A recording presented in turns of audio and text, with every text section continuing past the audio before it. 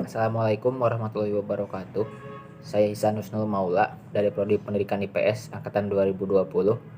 Sekarang saya akan menyampaikan opini saya mengenai kualitas calon-calon anggota legislatif yang nantinya akan maju dalam pemilihan umum di 2024 nanti.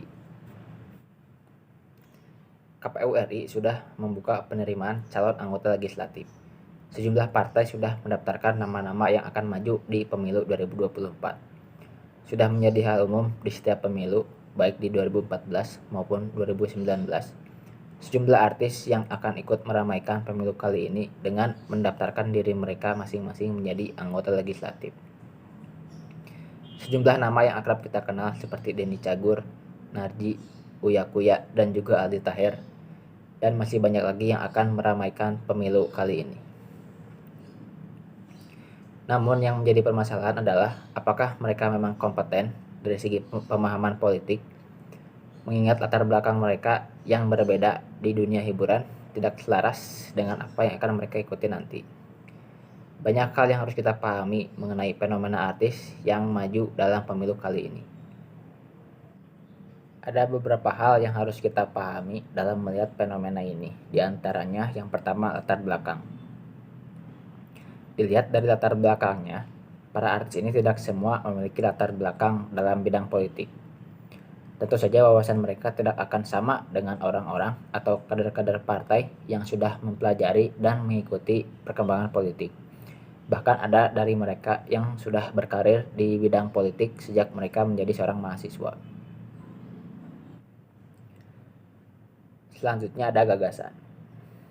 Para calon anggota legislatif yang maju dalam kontestasi tentu memiliki motif, motivasi, dan juga tujuan yang dituangkan dalam sebuah gagasan yang mereka bawa dan akan menjadi modal utama saat mereka mencalonkan diri menjadi anggota legislatif.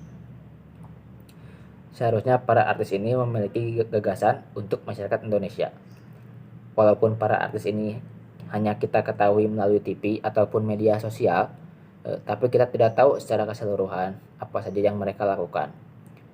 Secara data ada yang mengikuti sekolah kesehatan masyarakat selama puluhan tahun, ada dari mereka yang melakukan advokasi terhadap TKI dan juga TKW, dan mereka membawa keresahan-keresahan tersebut yang mereka alami, dan untuk menjawab keresahan tersebut mereka atasi dengan mereka maju menjadi anggota legislatif.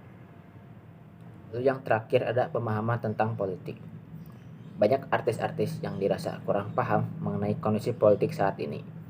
Banyak hal yang harus dipahami sebagai seorang calon legislatif yang nantinya akan menjadi modal saat mereka menjadi anggota legislatif. Seperti pemahaman mengenai tata negara, mengenai hukum, mengenai isu-isu yang terjadi di masyarakat, dan juga wacana-wacana politik yang harus diasah. Dan hal tersebut tidak bisa dilakukan dalam waktu yang singkat. Lalu bagaimana solusi bagi para artis agar mereka itu bisa kompeten saat mencalonkan diri menjadi anggota legislatif? Dari ketiga pembahasan tersebut, saya menarik kesimpulan bahwa yang menjadi kunci agar para artis itu bisa kompeten saat pencalonan diri anggota legislatif yaitu dengan cara melakukan kaderisasi partai politik yang efektif dan juga efisien. Kaderisasi partai politik yang efektif dan juga efisien membuat semua kader, baik artis ataupun bukan, menjadi paham dan melek politik. Kader-kader partai politik sangat penting untuk mendapatkan pendidikan politik karena mereka nantinya akan berinteraksi langsung dengan rakyat di akar rumput. Masyarakat akar rumput bukanlah sekelompok elit, tetapi massa yang menyebar di pelosok-pelosok. Dari segi kuantitas, mereka adalah bagian terbesar dari populasi penduduk. Masyarakat akar rumput juga yang nantinya akan paling terdampak dari berbagai peristiwa politik yang terjadi. Sebenarnya, ada banyak jenjang formal kaderisasi yang harus dijalani seorang caleg dari suatu partai. Namun khusus para artis ini, mereka jadi bisa melewati banyaknya jenjang kaderisasi tersebut karena kesibukan mereka sebagai seorang artis. Umumnya, proses kaderisasi partai politik melakukan proses penanaman ide-ide partai kepada kadernya. Adapun ide partai politik dipandang penting sebab ide tersebut memuat agenda tentang hal-hal yang perlu didiskusikan, pertanyaan yang perlu diajukan, hipotesis yang perlu dibuat sehingga jelas gambaran esensi sejati partai serta siapa sebenarnya mereka dan bukan apa yang mereka lakukan. Sekian opini saya mengenai kualitas calon anggota legislatif di 2024 nanti.